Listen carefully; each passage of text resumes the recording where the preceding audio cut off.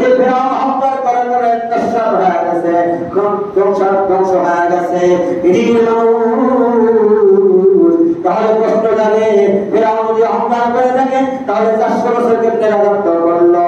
আমার বাবাজিরা দিনের বেলা অহংকার করতো, রাত্রে বেলা পাহাড়ে গিয়া সন্ধ্যায় গিয়া মাথাটা নিচে দিয়া পাটা উপরে দিয়া মালিকের কাছে দোয়া করতো, আল্লাহ আমি জানি গোটা পৃথিবীর মালিক তুমি, আমার পরে চাইছে আমি সবচেয়ে বড় প্রভু, এটা দাঁড়িয়ে করবো আর মানুষকে আমার পবিত্র দিকে আমি আনবো, মানুষ আমার গোলামি করবে এই আশায় আমার বড় আশা। দুনিয়াতে যা করো না করো, আখিরাতে যা জান্নাত দাও না দাও, আল্লাহ আমার একটা আশা তুমি পুরা করে দাও। এভাবে রাত্রিবেলা কান্না করলাম, দিনের বেলা অহংকার করতো। ফিরাউনের একটা খুশুসিয়াত ছিল। আমার বাবাজিরা এবার আপনি আমাদের প্রভু হয়ে থাকে, 7 দিন যেমন বৃষ্টি হয় না, বৃষ্টির ব্যবস্থা করে দেন, আমাদের বৃষ্টির প্রয়োজন। বৃষ্টি কেমনি দেবো? আপনি তো প্রভু ঠিক আছে, একটু পরামর্শ করে নেই। সমস্ত শয়তানদেরকে আহ্বান করছে, শয়তানের জ্বালা শোনে বৃষ্টির প্রয়োজন, বৃষ্টি দিতে হয়, কি করা যায়? টেনশন করবেন না, সকালবেলা প্রত্যেকের চালের দিয়া সাপ দিয়া পানি পড়বে, বৃষ্টি পড়বে, ঠিক আছে। ঘোষণা করে দিছে, ফেরাউন ঘোষণা করছে আগামীকাল বৃষ্টি হবে, ঠিক আছে, খুশি হইলাম, আলহামদুলিল্লাহ, সকলেই খুশি, আগামীকাল বৃষ্টি হবে। আগামীকালের আশায় সকলেই ঘুমায় না।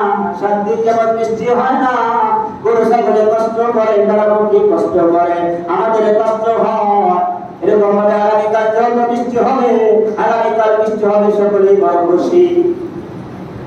এই আশায় কেউ ঘুমায় না। সকালবেলা যখন বৃষ্টি আসবে, বৃষ্টি ঠিকই আসছে, সকলেই বৃষ্টি আসলে আগেকার জামানার মানুষ, এখনো অনেক এলাকার মানুষ বৃষ্টি আসলে বৃষ্টির পানি পান করে, শিলা আসলে শিলা পান করে, ঠান্ডা জিনিস পান করে, এরকম ভাবে সকলে ওই বৃষ্টি পান করার জন্য হাত পাচ্ছে, সকলে পান করছে। এবার লোকজন গিয়া সকলে গিয়া বাদশাহ ফেরাউনের কাছে গেছে, ওগো বাদশাহ, আপনি যেই বৃষ্টি দেবেন এই বৃষ্টি যেন না লাগে আর পিতা লাগে, আর রহমতের যেই বৃষ্টি, আকাশ থেকে যেই বৃষ্টি আসে, এই বৃষ্টিটা আমাদের কাছে ভালো লাগে। কেমন বৃষ্টি ফলাইলেন? ওই বৃষ্টিটা ছিল শয়তান প্রত্যেকের রাজ্যে রাজ্যে পিসাব করে দিছে, পিসাব করে না লাগবে, পিতা লাগবে, এটা তো স্বাভাবিক। শয়তান তো পিসাব করছে, শয়তান পিসাবকে পিতা লাগবে, কথা বলেন, শয়তান পিসাব কি বৃষ্টি লাগবে? কথা হয় না, পিতা লাগবে। এবার ফেরাউন বলল, আমার বেটাগিরি মনে হয় শেষ হয়ে যাচ্ছে, আমার অহংকার করা যাবে না, হায় হায় কি করা যায়? এবার একটু খুশি করার জন্য মাথাকে নিচে দিয়া, পানি উপরে দিক দিয়া, এবার আল্লাহকে ডাক দেওয়ার সময় আমি অন্যায় করে ফেলেছি, জুলুম করে ফেলেছি, কিন্তু 400 বছর যাবত রাজত্ব করতেছি, আল্লাহ আপনি আমাকে একটা ব্যবস্থা করে দেন, আপনি আমাকে একটা ব্যবস্থা করে দেন, আপনি একটা ভালো ব্যবস্থা করে দেন, বৃষ্টির ব্যবস্থা করে দেন। এমন অবস্থায় এবার মাথার দিকে দিয়া, পা দুটো উপরের দিকে দিয়া রোলাদারি করা শুরু করে দিচ্ছে। এমন অবস্থায় আল্লাহ করে জিবরাইলকে পাঠায়, জিবরাইল যাও মানুষের সুরাতে চলে যাও ফেরাউনের কাছে, ফেরাউনের কাছে গিয়ে এই প্রশ্ন করো। এবার যখন হযরতে জিবরাইল আলাইহিস সালাতু ওয়াস সালাম মানুষ রূপে ফেরাউনের কাছে আসছে, ফেরাউন হতভম্ব হয়ে গেছে, কি ব্যাপার, আমি যেই জায়গায় আসছি দুনিয়ার কেউ তো জানে না, এই নিরিবিলি রাত্রিটা থেকে কেউ জানে না, কেউ বোঝে না আমি যেই জায়গায় আসছি। আচ্ছা, আপনি এখানে ইবাদত করতেছে, আপনি এখানে কান্না করতেছে, আমি একটা নালিশ নিয়ে আসছি। কি গো নালিশ? নালিশ হলো এই জামানায় যে বাদশার কথা কেউ যদি না মানে, বাদশার হুকুম কেউ যদি না মানে, তার বিচার হওয়া কি দরকার? তুমি বলো, বাদশাহ আমি তো আপনার লোক, এই অর্ডার যদি কেউ আপনার কথা না মানে, এই ওয়ার্ডের দিকটা আপনার কথা কেউ যদি না মানে, এই প্রদেশে যদি আপনার কথা কেউ না মানে, তাহলে তার শাস্তি কি হতে পারে? ফেরাউন ডাকতে বলেন এই যে নীল এই নীল নদে তাকে চুবায়া চুবায়া ডুব দিয়া আবার এরকম ভাবে তাকে বাইরে আনতে হবে, আবার ডুবাইতে হবে, আবার বেরোতে আনতে হবে। এবার নেতাই ডাকতে বলেন জিবরাইল আলাইহিস সালাতু ওয়াস সালাম ডাকতে বলে বাদশা আপনি যে এরকম ভাবে বিচার করে দিলেন, আপনি যে রায় দিয়ে দিলেন, তাহলে এটা একটু লিখিত আকারে দেয়া দেন। এটা যে লিখিত আকারে না হয় আর আমি যখন বিচার করতে যাব তাহলে বিচার করতে গেলে আমার কথা কেউ প্রাধান্য দিবে না, আমার কথা কেউ বিশ্বাস করবে না। রাত্রিটা থেকে কোথায় কলম পাবো, কোথায় খাতা পাবো, খাতা আনছি কলম আনছি, লিখে দেন। কোন বান্দা যদি কোন ব্যক্তি যদি এই জামানার বাদশা হুকুম না মানে তার শাস্তি হবে নিল্লাদের ভিতরে চুবায়া চুবায়া আমার কথা জিরা এই কথা যখন লিখে দিছে আর ফিরাউন আল্লাহকে রাজি কইরা তার দেশ পরিচালনা করতেছে। এরপর যে হযরতে মুসা আলাইহিস সালাম যখন তাদের কাজ প্রচার শুরু করে দিয়েছেন দাওয়াত দিতে গিয়া ফিরাউনকে দাওয়াত দেয় আর ফিরাউন অহংকার করে। ফিরাউন বলে না ইসলাম কি জিনিস মানি না, ধর্ম কি জিনিস মানি না, ও বাচ্চা ও মুসা পয়গম্বর আপনার কথা আমি বিশ্বাস করি না, মানা যাবে না। আল্লাহ তাআলা 9টা পরীক্ষা দিয়া হযরত মুসা আলাইহিস সালাতু ওয়াস সালামকে বিজয় দান করেছেন। জোরে জোরে বলেন সুবহানাল্লাহ। আমার বাবাজিরা সর্বপ্রথম আল্লাহ তাআলা জ্ঞান দিয়ে তাকে পরীক্ষা নিছে। যদি না মানো তাহলে তোমাদের শাস্তি আছে। কি শাস্তি? বলতে ঘরে গান উঠবে, কোনা গান, ভাইরা গান, কোনা গান, এরকম ভাবে ঘরে কোনায় থাকবে।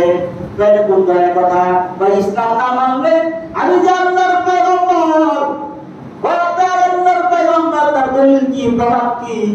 একটা দলিল নিয়ে আসেন। যদি না মানো তাহলে প্রত্যেকটা বাড়িতে গান আসবে, কোনায় গান থাকবে।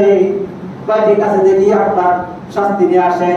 এরপরে যখন না মানা শুরু করছে আল্লাহ তাআলা ব্যাংক দিয়ে তাদেরকে পরীক্ষা নেওয়া শুরু করছে। একটা ব্যাংক মানে একটা ব্যাংক থেকে আল্লাহ তাআলা 25টা ব্যাংক বানায় দেয়। আর একটা ব্যাংক 40 কেজি করে, এত বিশাল বড় ব্যাংক। আরে হ্যাঁ, তারপর ফিরাউনের দল মানে না, আল্লাহকে বিশ্বাস করে না। এবার ফিরাউন বলে তাহলে আর কি শাস্তি দিতে পারো? আল্লাহ হুকুম দিয়ে তাকে পরীক্ষা নেয়। হুকুম দিয়া প্রত্যেকের মাথার উপর আর উপর একটা উপর মানে 25টা উপর হয়, একটা উপর মানে আরো উপর হয়। এভাবে ফিরাউনকে আল্লাহ তাআলা পরীক্ষা নেওয়ার পরেও সে এরকম ভাবে কি হতে পারে নাই, বিজয় লাভ করতে পারে নাই। আল্লাহ তাআলা প্রত্যেক পয়গম্বরকে প্রত্যেক জামানায় প্রেরণ করেছেন। প্রেরণ করার সময় এই জামানায় যেই বিষয় মানুষ পারদর্শী, ওই জামানার মানুষ, ওই জামানার পয়গম্বরকে আল্লাহ তাআলা ওই বিষয়ে পারদর্শী করে আল্লাহ তাআলা পয়গম্বর প্রেরণ করেন, রাসূল প্রেরণ করেন। ওই জামানায় বড় বিদ্যা ছিল জাদুবিদ্যা, ওই জামানার বিদ্যা ছিল জাদুবিদ্যা। ফিরাউনের বিদ্যা ছিল জাদুবিদ্যা। একটা শব্দ একটা শব্দ বানাইতো, একটা শব্দ আরেকটা শব্দ ভয় দেখাইতো। এবার ফিরাউন ডাকতে বলে, কোরআন আল্লাহ তাআলা বলেন উতুনি বিকুল্লি সাহিরিন আলিম। উতুনি ইয়া শয়তান, এ মুসা পয়গম্বর, তুমি যে আমার সাথে যুদ্ধ করবা, তুমি সে আমার সাথে লড়াই করবা, আমার একটা ক্ষমতা আছে, আমার একটা যোগ্যতা আছে, আমি এরকম ভাবে জাদু বিষয় আমি বড় পারদর্শী, তুমি আমার সাথে নিয়ে আসো। তোমার যত পানি আছে এরকম ভাবে তোমার যত ক্ষমতা আছে তুমি নিয়ে আসো। পয়গম্বর আলাইহিস সালাতু ওয়াস সালাম বললেন আপনারা নিয়ে আসেন আপনার যত বিজ্ঞ এরকম ভাবে কি আছে, জাদু আছে, যত জাদুকর আছে সব জাদুকর নিয়ে আসেন, আমি তাদের সাথে একাই লোক। এবার ফিরাউন সব বিজ্ঞ জাদুকরকে নিয়ে আসে। যে বিষয় জাদুকররা ভালো বুঝে, বিশাল বড় খানা বসছে, সবগুলি খানা বসছে। বাবা দিলাম সব খানা যখন ধরছে একটা খেয়া ফেলবে, এমন অবস্থায় সকলে ভয় পায়, হায় হায় কি জাদু। এবার আল্লাহ তাআলা মুসা পয়গম্বরকে ডাক দেওয়ার, পয়গম্বর আপনি ভয় পাবেন না, লা তাখাফ, আপনি ভয় পাবেন না। আপনার যে কুদরতি লাঠি, আপনার যে লাঠি আমি আল্লাহ তাআলা দান করেছি, শুআয়ব আলাইহিস সালাম থেকে যে লাঠি আপনি পাইছেন, মুসা পয়গম্বর আপনি যে লাঠিটা পাইলেন, যে লাঠিটা হযরত আদম আলাইহিস সালামের পক্ষ থেকে হযরত আদম আলাইহিস সালাম জান্নাত থেকে যে লাঠি নিয়ে আসছিলেন, ওই লাঠিটা আপনি পাইছেন। ওই লাঠি দিয়ে আপনি একটু জাদু দেখায় না, আপনি বিসমিল্লাহ বলে ওই লাঠিটা বিসমিল্লাহ বলে জমিনে রাখেন, দেখবেন আমি আল্লাহ তাআলা জাদু করে সব জাদুকর নস্বাত করে দিব। সুবহানাল্লাহ। হযরত মুসা আলাইহিস সালাম যখন লাঠি রাখছে, লাঠি রাখতে দেরি সব জাদু করে জাদু সব ভুলে গিয়ে খাইতে দেরি হয় না, সব খাইছে। ফিরাউন ভয় পেয়ে যায়, আর কি করবা, জাদু করে জাদু দেখাইলো, অনেক খেলা 30 মাস দেখাইছে, 30 কোটি দেখাইছে, কিন্তু একটা জাদুকর খাইতে পারে না। কিন্তু পয়গম্বরের এই লাঠি দিয়া সব আমার সঙ্গী খাওয়া বানাইলো। এবার যারা বিজ্ঞত জাদুকর তাদেরকে ভ্রমণ করে, তাদেরকে শাস্তি দেওয়ার জন্য হুমকি দেয়। আল্লাহ বলে, পৃথিবীর মানুষেরা, ও পৃথিবীর মানুষ শোনো, মক্কার বাড়ি সব জায়গায় চলে না।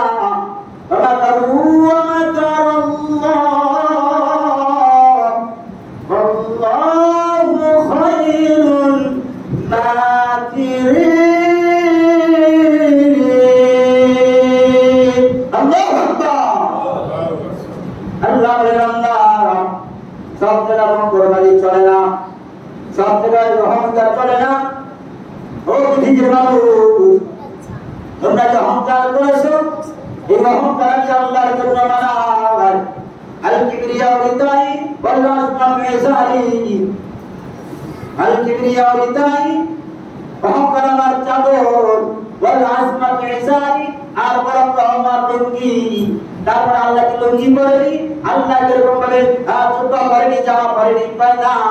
পৃথিবীর মানুষকে বোঝানোর জন্য মানুষ লুঙ্গি ব্যবহার করে, মানুষ চাদর ব্যবহার করে। এই জন্য আল্লাহ নবী ওই চাদর দিয়া লুঙ্গি দিয়া বোঝাইতেছে, যে জিনিস তোমরা বেশি বেশি পারো, যে জিনিস তোমাদের শরীরে থাকে, ওই জিনিস তোমাদের পরে থাকবে বেশি। এই জন্য অহংকার করে আল্লাহর জন্য সব, আর আল্লাহর জন্য সব। আমরা কখনো অহংকার করবো না, যে যেখানে আছি ওই অবস্থায় মালিকের শুকর আদায় করবো। আল্লাহ আমাদেরকে বোঝার মতো তৌফিক দান করুন। জবান খুলে বলুন আমিন।